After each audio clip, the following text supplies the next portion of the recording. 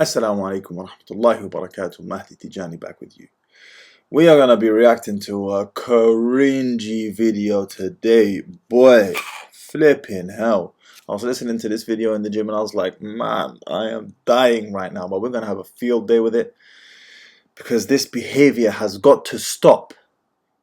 But before we do that, have you downloaded the Red Flags Muslima edition guide that I've created yet? It is completely free. You guys keep asking me, what do I need to look out for? What do I need to avoid? Fine. You spoke, I listened, I created you a free booklet.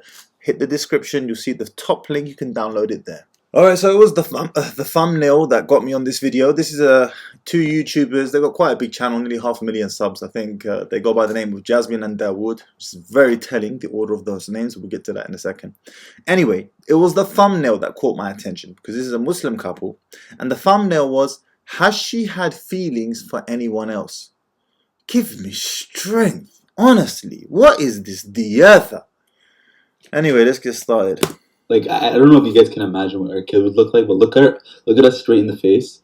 Yes, please look at my wife straight in the face. You know, admire her eyelashes and the color of her eyes, and you know how she does her hijab and her beauty. Please look as long as possible at my beautiful wife. Please do that. I mean, I like right now that 500,000 of you guys on YouTube are staring at my wife. Allahu Akbar, MashaAllah.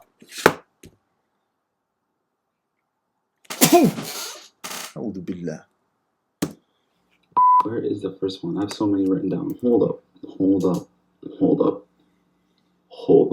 And before we continue this video, if you guys are staring at my lip right now while watching, ew, what is that? That's gross. Does Dawood have herpes? Guys. Yes.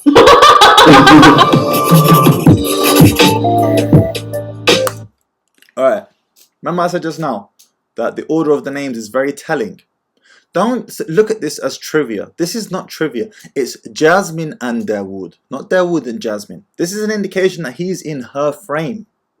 Just as amongst the non-Muslims, typically the wife would take her husband's surname. When a non-Muslim woman refuses to take her husband's surname, that's a red flag. That's a red flag because it's an indication that she's trying to keep a separation from herself and him. She doesn't quite rate him like that. So she's not willing to make that big sacrifice of sacrificing her name and taking on his because she doesn't quite rate him like that. Now, of course, in Islam, we don't have this. The woman keeps her name because this is how it has been legislated in Islam. But I'm saying if you're non-Muslim and a woman refuses to take her husband's last name, it's an indication she doesn't rate him like that. Now, the order of these two names is very telling. Jasmine and Dawood. And then have a look at the Instagram their Instagram handles. It's Jasmine first and Dawood underneath her. This is very telling. Don't overlook this. Don't think that this is trivia. No, this is an indication of who's wearing the pants in the relationship. And you guys can make your own conclusion as we continue.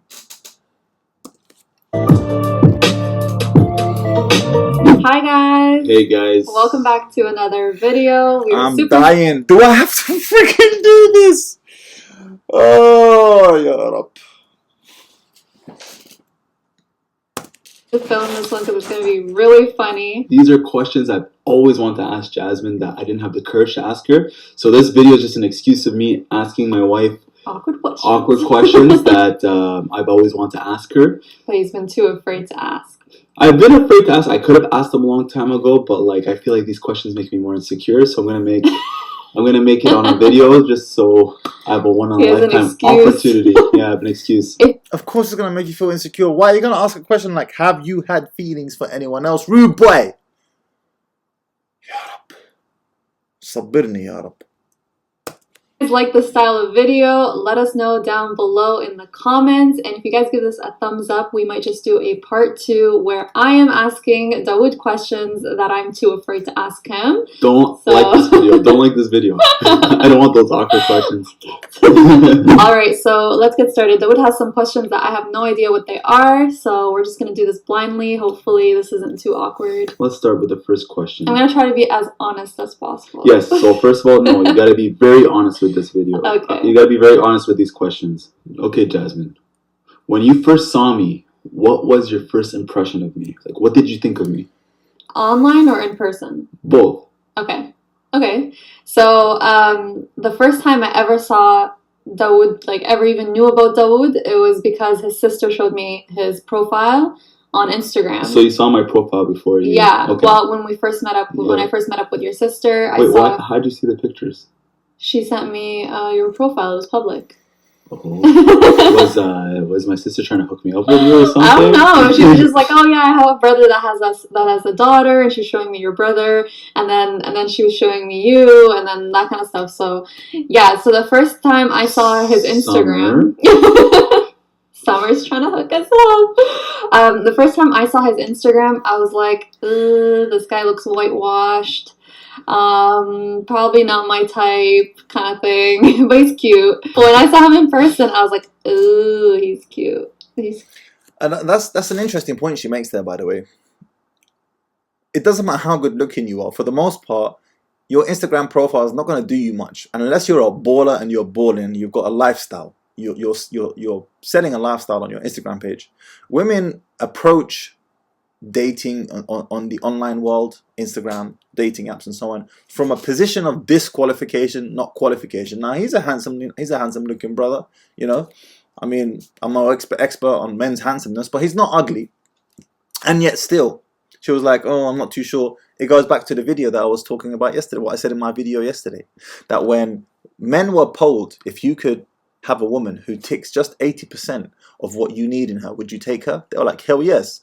And then when women were polled on the exact same question, if we could find you a man who ticked just 80% of all of your requirements, but you'd have to give up the remaining 20%, would you take him? The resounding answer from the vast majority of them was, "I will never settle." And that's very telling. And once again, you can see here, as the sister's saying, she approached it from a position of disqualification, not qualification. So don't put too much emphasis on your Instagram, guys. Get out there in the real world and start talking to people. Unless you're a baller and then you want to sell your lifestyle. But then in that case, you're going to be attracting the wrong type of fish, you know. So it's catch-22. Get out there in the real world and talk to people. Let people feel your personality. Corona's finished now. All right.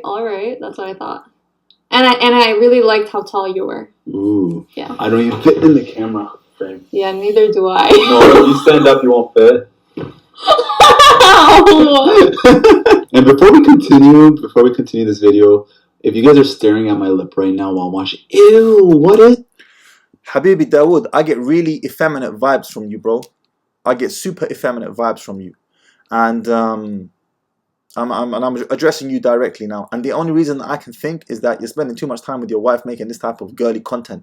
Rude boy, this is not manly content. Furthermore, your wife shouldn't even be online in the first place. Certainly not making these types of videos where her beauty is on display and so on. This is diatha. This is diatha. But Habibi, I get effeminate vibes from you, akh. That's gross. Does Dawood have herpes? Guys. Yes. I was born with it. Every single picture day I had, I always had one of these on my lip ever since I was young. So I got one today. I usually get them once a year when the weather changes. He hasn't even told you what it is. It's a cold sore. Get over it. It's normal. Okay, so if I ever see any of those comments, don't be mean to me. I swear, Jasmine. Mm-hmm. Do you think I'm annoying?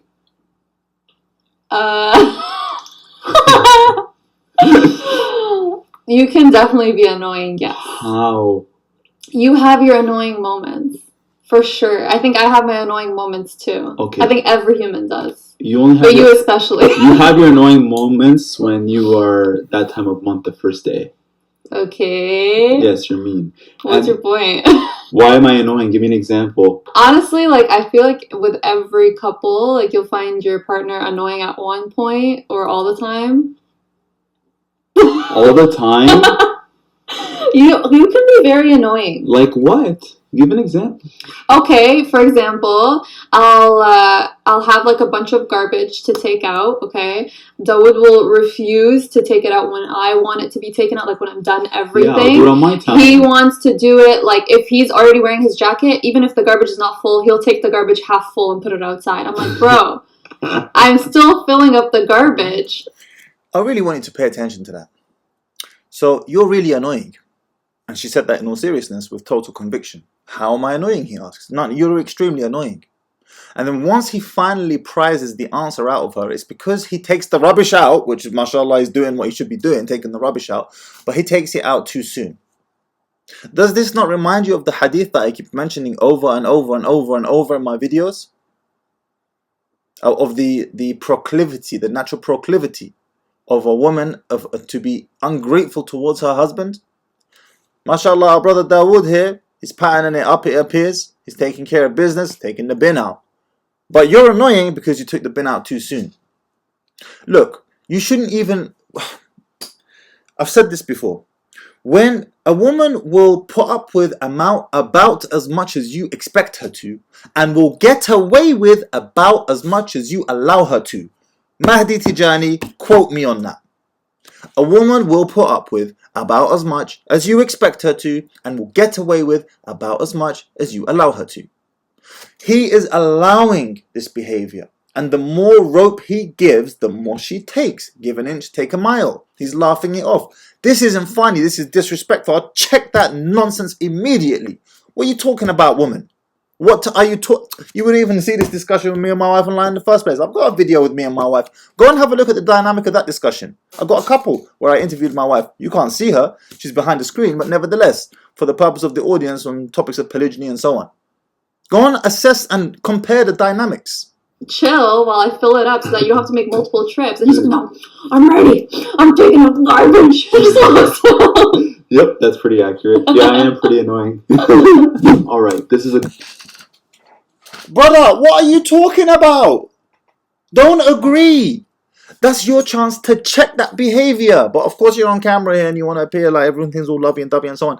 This is why I don't do this nonsense. Well, there's many reasons why I don't do this nonsense online with my wife. Many reasons. The first one starting from ghira. But when you allow this type of discussion to take place, women are just going to say whatever comes to their mind. Oh, but it's this and it's that and it's the other. Man, shut the hell up. Be quiet. Honestly. I'm really curious of this one. Okay. After 3 years of being together and 1 year of living together, are you still attracted to me? Do you still think you made the right decision, or has our love faded? Oh, this is a hefty question. Yes, I'm still attracted to you. Wow. Wow. Wow. Wow. The body language is so telling. I'm going to play it again. I'm going to run that back for you again. Attracted to me? Do you still think you made the right decision, or has our love faded? Look, watch her eyebrows raise to begin with. It's like, seriously? Are you actually going to ask me that question on camera right now? Really? When a woman is completely into her man, the answer flows from her mouth. Flows like, hell yes! I'm the luckiest woman on earth. Alhamdulillah, absolutely. Pay attention to the body. The eyebrows raise. The head comes down. It's like, really? Are you going to ask me this on camera? I really don't want to have to answer this on camera. That's the expression. Oh, this is a hefty question. Oh, yes. Now you're going to make me have to say something that I know I should say. Listen to the intonation in the voice. She's uncomfortable. She feels put on the spot. This is extremely telling. Pay attention. I'm still attracted to you. Yes, I'm still attracted to you. An exaggerated nod of the head. Yes, I'm still attracted to you. Almost forcing her body into accepting something that her mind doesn't. Forcing her. This is telling in the extreme. Yes, I'm still attracted to you. It should be, absolutely, baby. Simple, smooth body movements. Because it flows out. Yeah, absolutely. This woman does not have that same level of attraction that she had before. I'm putting it out there right now. This sister's answer to this very awkward question that the brother has put out there is a resounding no. And this is why I tell you, gentlemen, all the time. Don't pay attention to what she says. Pay attention to her actions. And in this case, body language. Don't worry. Okay, good. Don't worry. Why is she saying don't worry? Because she knows that her response was very unconvincing. And he knows it too. So, but she's going to tell him, don't worry. And then men, like most of us do, are like, oh, okay, she said, don't worry. Forget what she says. Pay attention to the body language. There would be no need for her to say, don't worry, if she answered easily, smoothly. Now you might say, oh, it's for the camera. It's, you know, they're putting on a show to entertain. No. This is not entertainment. The body language of a person constantly betrays his or her words. It happens to all of us. And once you start becoming familiar with body language, we communicate more through body language, moving of the body, than through actual language. Over 60% of communication is through our body, not through our words. Pay attention. Alhamdulillah. I'm still attracted to you. If anything, I'm even more attracted to you now. Why?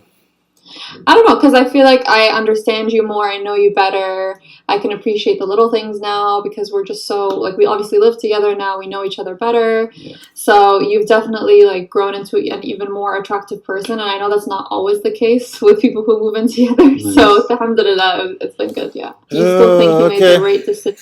If you say so, sister, but your body language tells me something different entirely. Or has our love faded? No, I still definitely think I made the right decision, because even when we fight, I'm always thinking back like, damn, he's the only person that can truly understand my frustration and my mentality and the way I think. And even though we are fighting right now, I feel like if I was with someone else, they would have been like, you crazy psycho, like, you know, vice versa. Like, we definitely understand each other really well, and I feel like it wouldn't have worked with anyone else. So I did not make the wrong decision whatsoever, and I don't think the love has faded either, so. Cutie patootie. Since we've been living together for a year. What?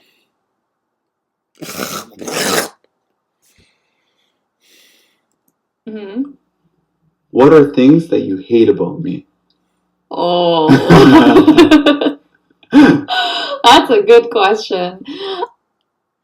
Pay attention to the body language once again. Oh. I've got a lot to talk about there.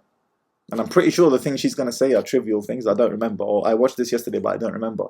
But I'm pretty sure there'll be trivial things. But it's like, because you've allowed her, you've given her that space, that platform, that noose, you've given her that rope, she's going to take it. And the small things will now suddenly appear very big, huge. This is why you have to check this SHIT from early on, gentlemen. Because the less you check, the more she's going to push the boundaries. The more she will push the boundaries, to the point where you end up like my friend, who can't even go to the gym after work because he's too scared that his wife's going to get upset with him. That's what happens when you don't check women and establish firm, clear boundaries. They start to complain about things that they shouldn't even be complaining about. But because it's from their natural proclivity and nature to be ungrateful to their husbands, they need to find something to complain about. But you've allowed it. You as the man have allowed it. You've allowed it to get to that point. I wouldn't say hate. Okay, there's a lot of things. There's actually things that you hate about me. I said I wouldn't say hate. There's a lot of things that I have to tolerate about you. Okay. It's back to the annoying thing. You're just annoying sometimes. You got? Let's just see here now. I really want to know what it is she hates about him. I really want to know. Explaining that. And I think I've realized that guys are just annoying in general. Why? Like the male species are just so annoying and so icky, and just like they don't understand. Like my OCD goes crazy. Example. What was the question again?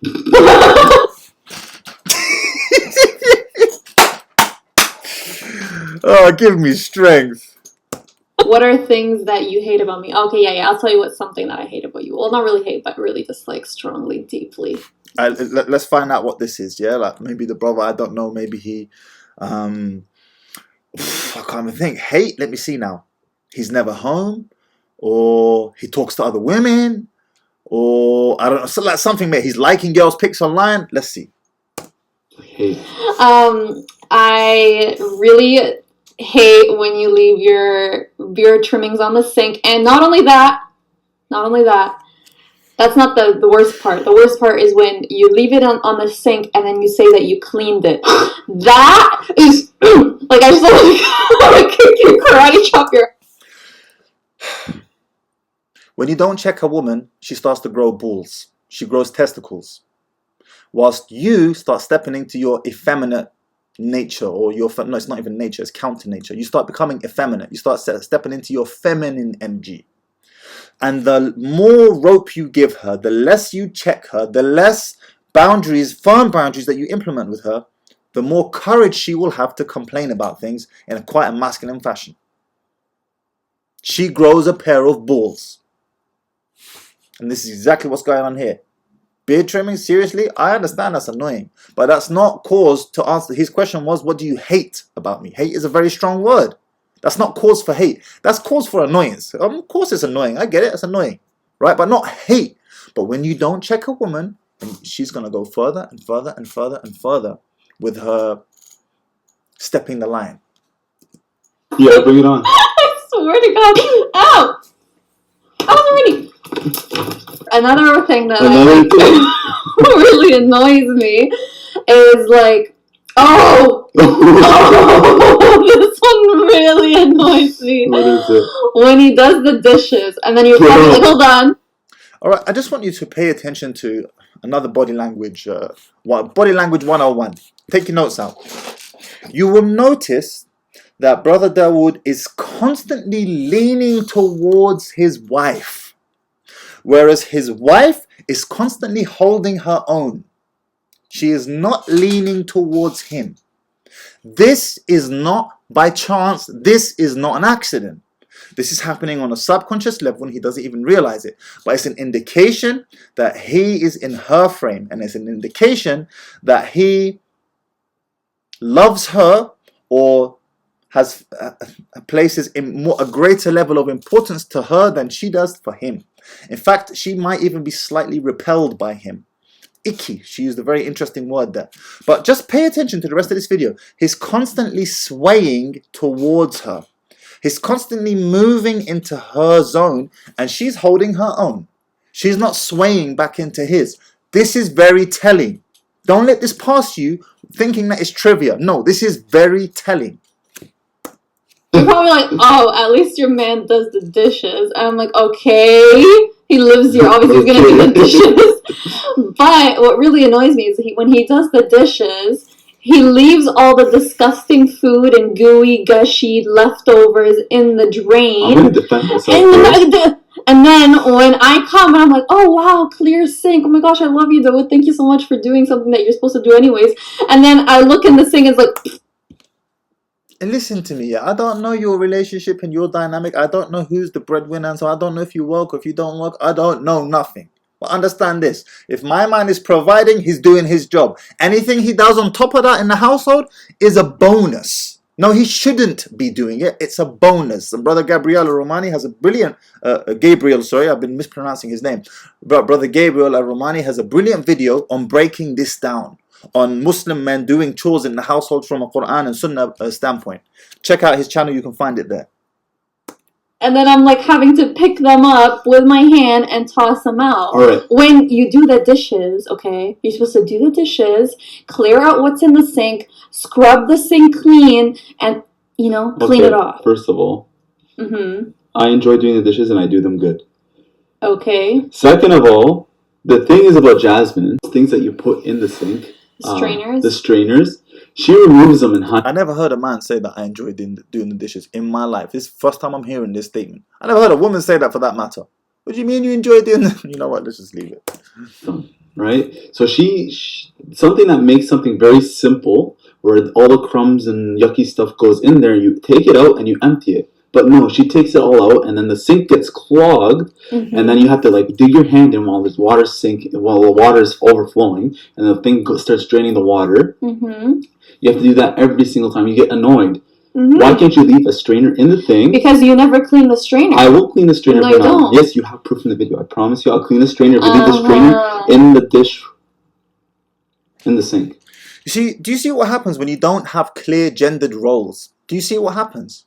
Is that now she doesn't see it as him doing a bonus in the household or him doing something good. She sees it as an expectation. He's become a man wife. That's how she sees him. He's become a man wife to her. And it's an expectation from her. No, you should be doing this. No, he doesn't. No, he should be. If he's doing his role as a man of providing, provisioning, and taking care of you in that regard, you should be doing the housework. And any housework he does do is a bonus. Once again, I refer you to Brother Gabriel's video on this discussion. Pinky promise. No. Pinky promise. Next. No, come on. No, seriously. I hate that strainer. You won't hate me anymore. You won't hate me. I'd rather have. I'll buy you. I'd rather have the food. Okay, then I'm gonna leave it, and I'm never gonna change because I hate that. You already leave it anyways. Nothing's gonna change. Jasmine. Yeah. Do you get jealous of all the attention I get from people that comment saying, "Oh my God, your husband is so hot. Can I be his second wife?" No. I don't. All right. Again, I'm gonna body language 101. Pay attention to her laugh. Okay, it was a giddy laugh. Let me play it back for you. Can I be his second wife? This is a laugh of excitement and satisfaction. She is happy that other women find her husband attractive. This is normal. This is good. Look, women pick men, choose men to marry, whom other men want to be like and whom other women also want to marry. Women rely on social proof because women don't have time to figure out who's the best man for them because hypergamy, because her golden years that she can take advantage of are not very long. They're few. A woman might live a lifetime of 80 years, 85 years, 90 years, but she only has around 10 years to take advantage of her best years to be able to find the best man that she can find. She's happy that other women find him attractive because this reinforces her belief system that yes, I picked a man who is across and up the dominance hierarchy, a man whom is the prize. Why? Because if other women desire him, this is social proof to indicate that yes, thank God for that. So that's hence her laugh. It's a giddy laugh of like, yes, alhamdulillah, I found someone whom many other women are attracted to. Men are not the same. Men are different. Men don't like it when other men like their woman because of our ghira. It's like territorial. But women, they like that. They like that. It's a positive thing for them. No, I there's don't. actually a lot of comments like that. Yeah, it's funny. Like, come on. No, I don't get jealous or anything like that because I've been in the social media world for a very long time, and like I get messages too all the time, like inappropriate messages like that. Now she doesn't get jealous. She says some women will. Women are different. I've been married to women who are extremely jealous, but they're still proud. See, they're still proud that other women like you, but they'll get jealous. And I've also been married to women who exhibit very little jealousy and are extremely proud that their husband is desired by many women. So this is going to be a spectrum. It's not a one-size-fits-all approach. She's clearly the less jealous type. Nevertheless, the point is this. Your woman should be proud that many other women are attracted to you. It might make her jealous, but she should be proud of it. If she's not, if she doesn't feel like other women are attracted to you, she doesn't have that social proof, you're in trouble. It's like, disregard it. Yeah. You do? Yeah. Guys, don't ever do that. She's married. Oh, so you're allowed to get, can I have a second wife question, but I'm not allowed I get flattered. Oh, really? So you don't get jealous? No, what? What, are they going to jump through the screen and steal you? The only thing that they're able to do is boost your ego, and I mean, good for you. Pay attention to the body language. Notice how he keeps leaning in her direction, and she's holding her own. This is very telling. Jasmine, does it bother you that I never want to marry a girl with a hijab? Oh, before you met me? Yeah. Just in case you didn't hear that, he said, does it bother you that I never wanted to marry a girl with hijab before I met you? So he didn't want to marry a girl with hijab. Now, I believe this guy is Arab, based upon his makharij al-huruf. So this is extremely odd and peculiar, unless he's like a Christian Coptic Reva or something. I don't know the guy, so I can't speak. But this is very peculiar and odd. Even if you're not practicing, this is odd. As a Muslim, you kind of know. It's like, even if I'm not practicing, like, my woman's going to be covered, rude boy. What are you talking about? So the fact that you have that natural inclination is a big problem. Now, I believe he doesn't have it now, but it was back then. But even as a non-practicing Muslim, if you don't have that natural ghira over your wife that she should be like covered, I know it's a double standard, I get it. But it comes from a place of ghira. And that ghira is connected to your iman. If you don't have that, there's a big problem. No. Does that like ever go into your brain where like, wait, they would never wanted to marry someone that wore the hijab? You never had that thought? Not really. It doesn't really bother me because I understand that thought process and how you were brought up, like in terms of your friend group, the culture that you grew up in, and all that kind of stuff.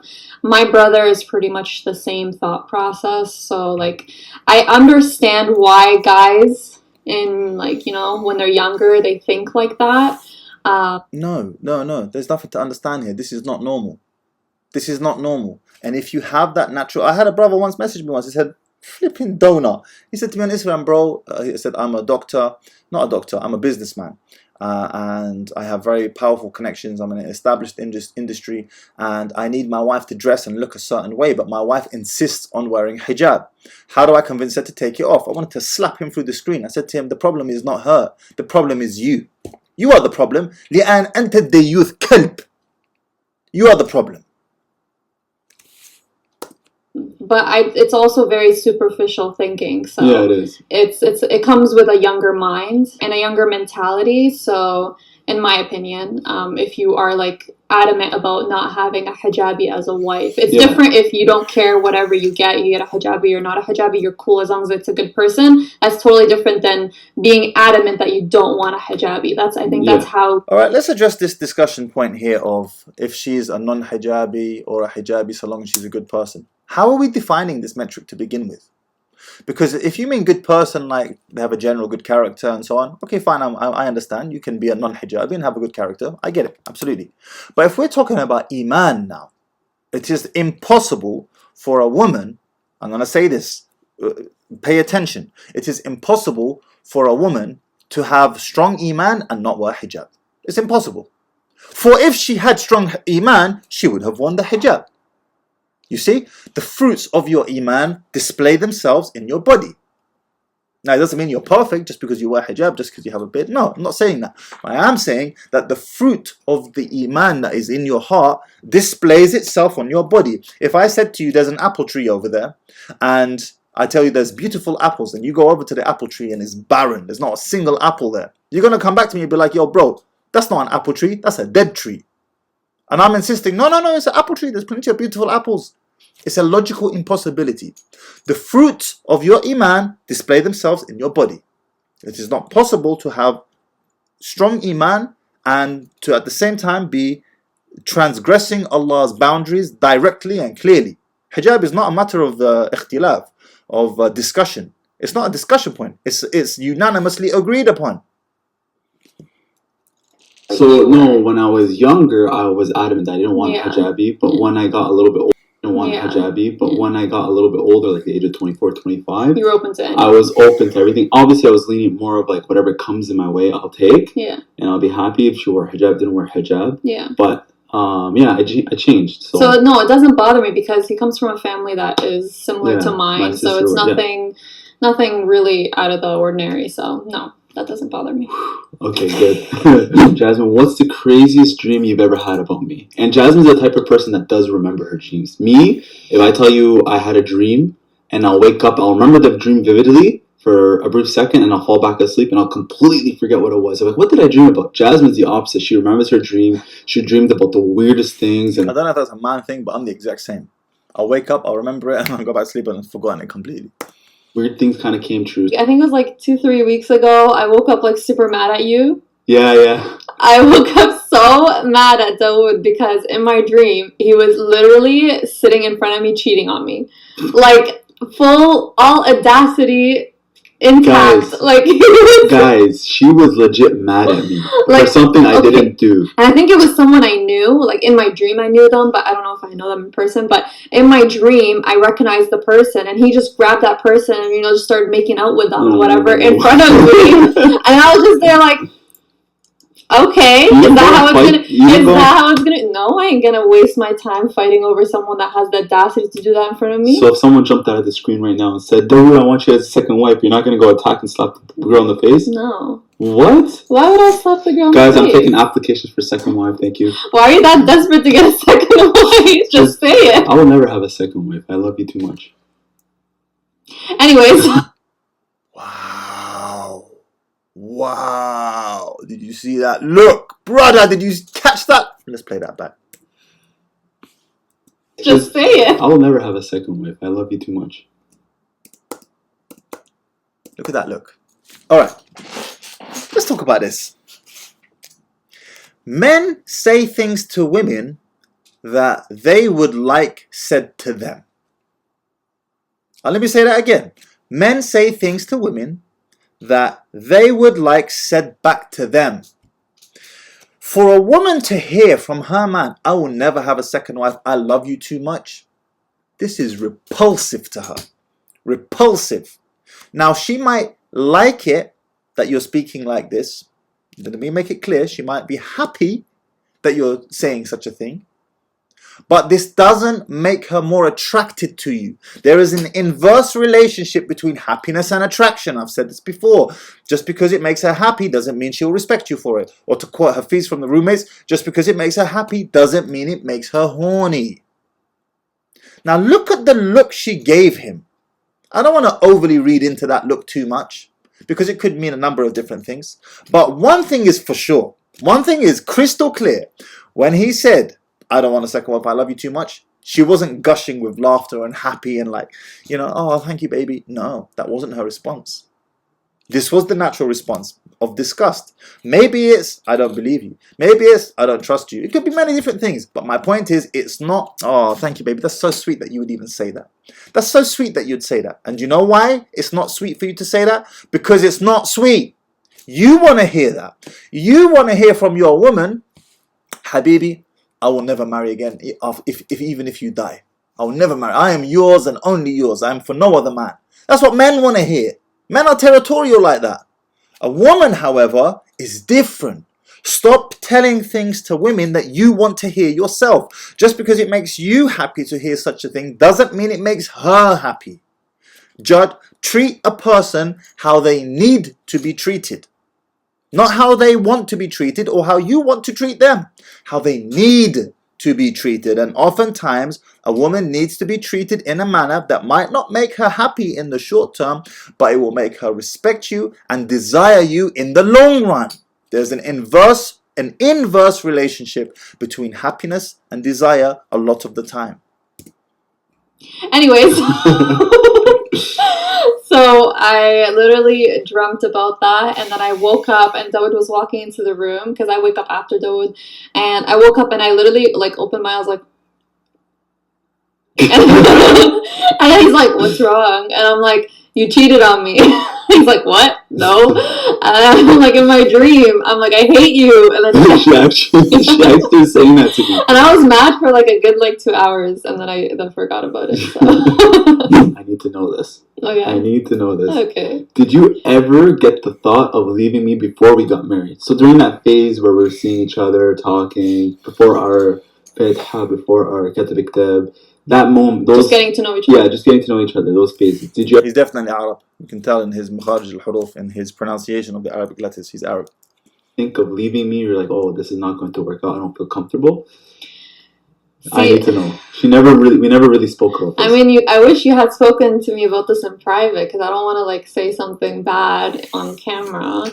I don't want to. There's actually something. Brother, why would you ask this question? Look, it's quite possible she had feelings for someone else before, right? It's not impossible.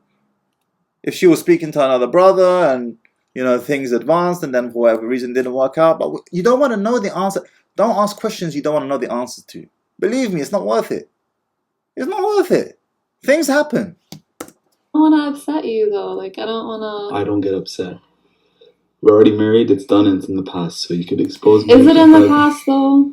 Come on, it's in the past. I'm just kidding. No, there was never a moment that. Man, Freudian slip. Is it in the past though? Am I still thinking about the previous brother? I'm just saying. I'm not throwing out any accusations, but that was a Freudian slip, a slip of the tongue. Is it in the past? Is it really? Or maybe I'm still thinking about him from time to time. Maybe. I'm not throwing out any accusations or assertions, and I'm sure this will be vehemently denied by her. I'm just saying, that was a Freudian slip. Right away, you knew I was the one. Yeah, it kind of just like went like with the flow, you know, like everything just rolled out the way it was supposed to be rolled out. I never felt like pressured or anything like that. No. The thing is about me and Jasmine, or Jasmine and I, Yes. whoever wants to correct me. Me, I'll correct you. What did I tell you? What did I tell you at the beginning? What did I tell you? The thing about me and Jasmine, or Jasmine and I, and then he looks to her. Which way is it, darling? And she immediately corrects him with a firm, strong voice. Yes, it's Jasmine and I. Let's play that back.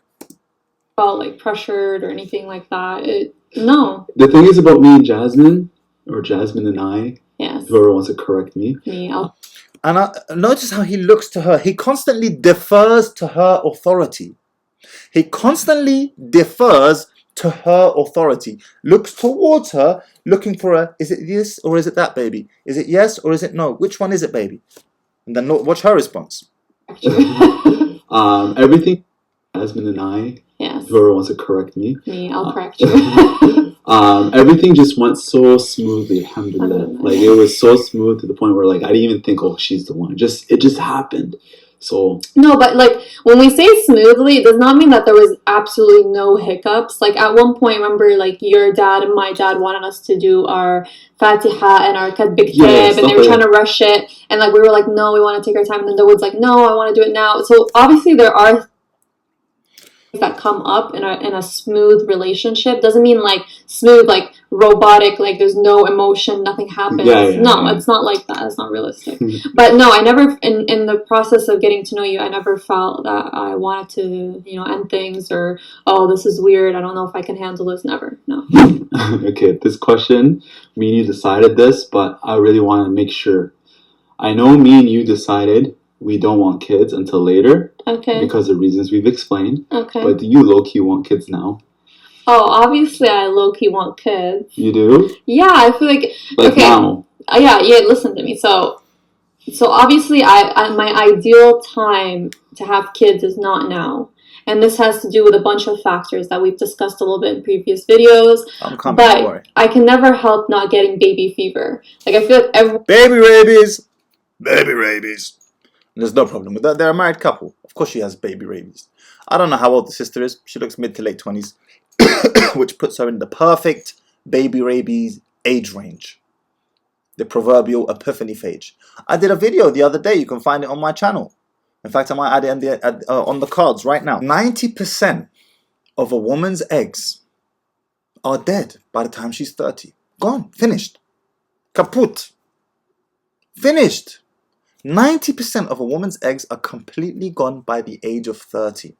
So it's like a biological, even though you might not know that, intellectually you might not know that fact, but still, the body is like sending these signals quickly, with 27, 28, 29, we need to get a move on, we need to get the baby factory started. It comes innately and naturally to a woman. Rollo Tomasi has coined it as the epiphany phase.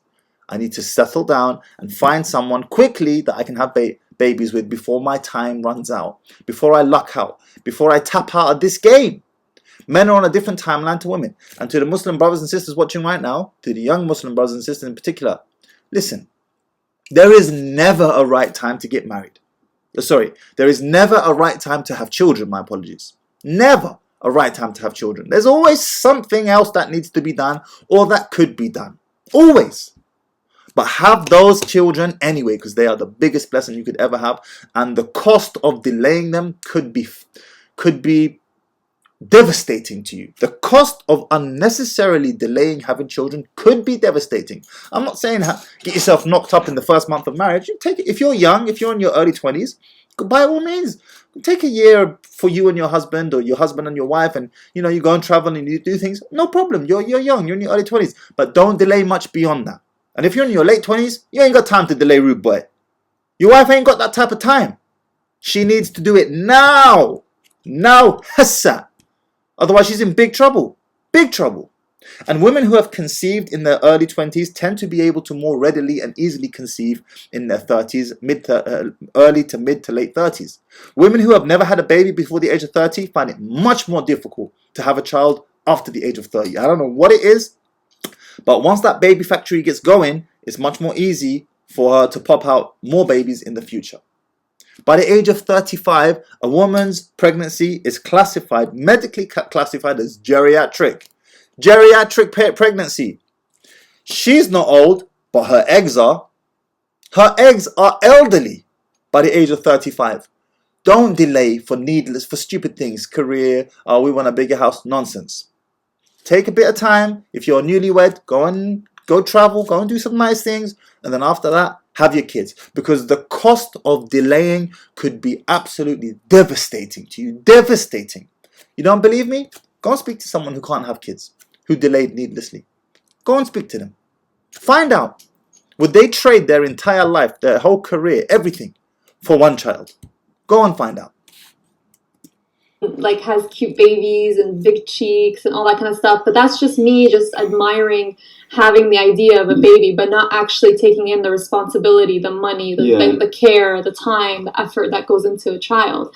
So if it comes to baby fever, yeah, I would totally want one now, but in terms of like actual realistic, no, now's not. I'm just so curious of what our kid would look like. Yeah, like those kind of things, like, oh, I wonder what it would look like. It would be so cute. I could dress it up, like those kind of things. Yeah, obviously, I would want one yesterday, but realistically, no, I don't want one right now. The hard thing is keep paying attention to the body language. He's swaying towards her, and she's holding her own, or even moving away.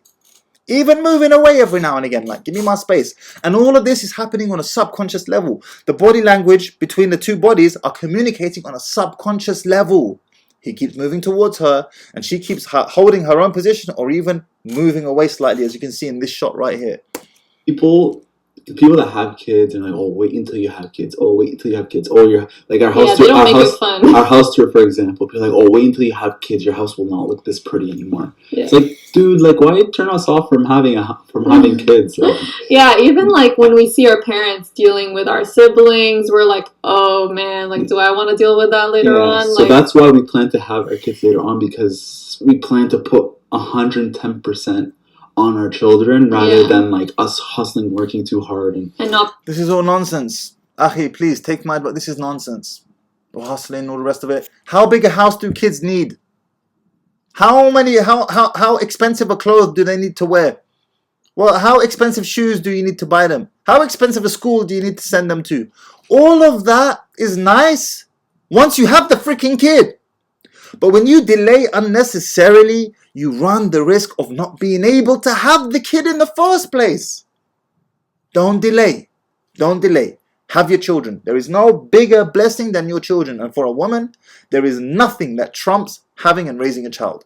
She would trade her career for a child any day of the week. Any day of the week.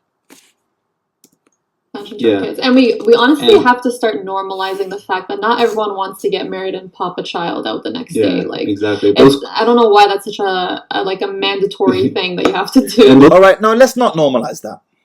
Respectfully, sister, let's not normalize that for the reasons I've already mentioned. By all means, take a few months out, a year maybe, where you and your husband, you go and travel and enjoy each other's company. After that, have your babies for the reasons I've already mentioned. Let's not normalize that. Questions are being brought up to us now. Like my family, your family, thankfully, no. No, my family doesn't ask those questions. My family always asks. This is kind of a personal question. Mm-hmm. What can I do more to make you feel more desired? Oh, that's a nice question. Oh boy. Gentlemen. Okay. This is probably the most important part of this video. Never ask a woman what you need to do more of for her to desire you.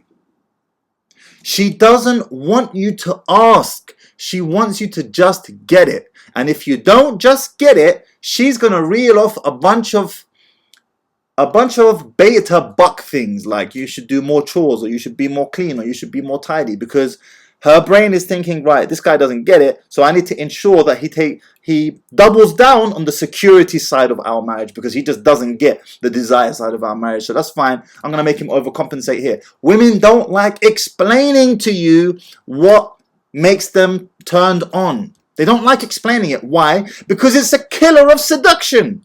It kills seduction. Observing the process changes the process. Again, I'm quoting Rollo. Once you explain something, it no longer has the same effect on you. It no longer has the same appeal, the same effect. He's asking her, as men often do, solution-oriented creatures, we are looking for an answer, a logical answer to our problem.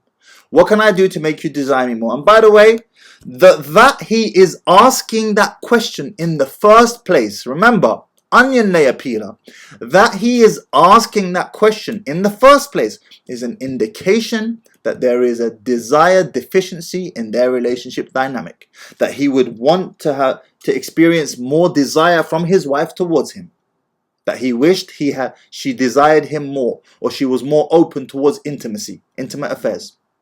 I never asked my wife this question, because alhamdulillah we don't have this problem. Men only ask questions that they have a problem with, that they need an answer to. And even if you have this problem, don't ask her, because you are killing the seduction dynamic. Watch my videos and learn, and you will know. You will know how to make that Niagara Falls on tap, rude boy. Watch the videos. I think like just say I'm doing a great job, that you don't need anything else. You are doing a great job, but you can always do better. Everyone can improve. Everyone can improve. Okay. Even I can. If there was maybe, I don't know, there's probably a bunch of things, but if there was one thing that I remember right now, like that I can think of right now, is probably like acknowledging the things that I do for you and the house more often. No, I know you do. What did I tell you? Wallahi, I watched this yesterday, but I forgot. What did I tell you? Yeah, Ibn Ammi, what did I tell you? I told you her answer was going to be connected to what? Household chores. That type of stuff. I told you. And let me tell you this. Doing more washing up, hanging out more clothes, doesn't make her desire you more. It does. This is now becomes transactional sex. Okay, you hang out the washing and I'll desire you more. No, it doesn't work like that. Nobody in the history of nobody was ever turned on by hanging out the washing. It doesn't work like that. That's not seduction. That's not desire. If that were the case, then a program like the disgusting program Netflix just made recently, Sex Life, where, okay, I need you to understand something. Sex Life is about a woman who's happily married to a successful man who's handsome, he's got a massive house, and yet she has no desire for him. And she ends up cheating on him for the bad boy. The bad boy who does not commit to her, who does not provide for her, and yet she was from his past, and she desires him. Why? There's a lesson to be learned there. But an even bigger lesson is this. I read a book recently called Blue Ocean Strategy. Blue Ocean Strategy is about getting out of the bloody red ocean of competition with your competition and finding an entirely new product, an entirely new niche in your space that you can step into where no one is currently competing in. A blue ocean. Get away from the bloody red ocean, start a blue and enter a blue ocean. And then he mentions that Sex in the City was a blue ocean program because it resonated so deeply with so many American women. You had a huge number of 30, 40 plus American women who were established in their careers and couldn't find partners, couldn't find husbands. They were struggling on the dating scene. They created a whole program out of that that became a massive hit, globally in fact, not just in America. A massive hit. You can still watch that program today. So understand this. Netflix programs, a series and Amazon movies and so on, they don't make them just from their head like that. No, there's a strategy. There's a specific angle. What problem are the people can they collectively relate to? Let's make a program out of it. What problem are the masses experiencing on a global scale or on a nationwide scale? Let's make a program out of it. Let's make a TV series out of it. Let's make a movie out of it, because they'll be able to connect and to relate to it. Where am I going with this? That program, Sex Life, if you've seen it, I've only seen the trailer, but it's 18 plus and it's full of, adult scenes, so you can't watch that. But the point is this: the moral, the theme of that program is a woman, a wife who has the perfect husband, who takes care of her, has put her in a beautiful home, is good to her, and so on, but she has no desire for him. Why? Because he doesn't get seduction dynamics. He doesn't get desire dynamics. He doesn't get it. And who does she cheat on him with? the bad boy. Why was this program #1 in the US, #1 in the UK, #1 in freaking India? Why was it #1 in so many different countries? Because women globally can connect and relate to this. They can relate to this problem on a global scale. That's why it was #1. Yes, you do. But like the little things, you know, it's not like, oh, thank you for cooking today. Like, okay, I get it. But like the little things, you know, like, oh, you did laundry. Nice. Yeah, every time. Or, oh, let me talk. Okay. What did I tell you? House chores. House chores. Or, oh, you like, you know, you organized our closet today. Thank you. Or, I don't know, you worked really hard today. You edited 3 videos in one night. Thanks, Jasmine. You know, every time you do something nice and you do really good, I just want to hear it, okay, I come in and I have this line I say, wow! That's all he says. He looks at the video and goes, wow! Wow! I want you, once again, I keep pointing this out. Pay attention to the body language, to the body slanting. His body is slanted towards her, and her body is constantly slanted away from him. This is so telling of who desires who more. And there seems to be even a passion trap dynamic going on, which is a passion trap dynamic is where the husband or the wife has a disproportionately greater amount of love / desire for the other party. So either the husband towards the wife or the wife towards the other party. In a relationship, you're going to be on a seesaw. It's going to go up and down, but you should be relatively in the middle.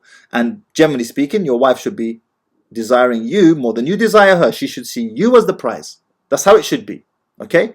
But in this dynamic, it is clear, even in the body language, that there is a passion trap dynamic going on here, whereby he desires and loves her more than she does him right at this moment in time. That's not a slight towards her. I'm not insulting you, sister. I'm just pointing out, I'm just a messenger. And you can see it in the body language. He's in towards her, and she's up and away from him. Look at her shoulders. They're slanted. That's nice. That means that's amazing. Yeah, okay. In my language. And let me just correct myself, provide clarification. I said in a relationship, it should be a seesaw. And what I mean is, in most relationships, it's a seesaw. It tends to be a seesaw. In this feminist, gynocentric social order, it tends to be like this, in favor of the woman. But if you are in your masculine frame as a man, you will be here and she will be there. And she will constantly desire and have eyes just for you, more so than you do for her. I say that again. She will desire you and have her eyes just for you, more so than you do for her. You want to know why? This is why. Because I'm loyal to 4 women. That's why, baby girl. I love you. But there's going to be 3 others as well that I will also love. THVM1 Double Standards Coffee mug coming soon. I'm going to cut the video there. We've covered a lot. This video has gone on for over an hour. A lot of juicy, heavy content we have covered there. I hope this has been a benefit to you. If it has, please hit that like, hit the subscribe, and share the video with a brother, because this was a heavy video. And remember this, brothers, you're loyal to 4 women. نار نار سنفجرها برصاصنا نمحوها العار مهلا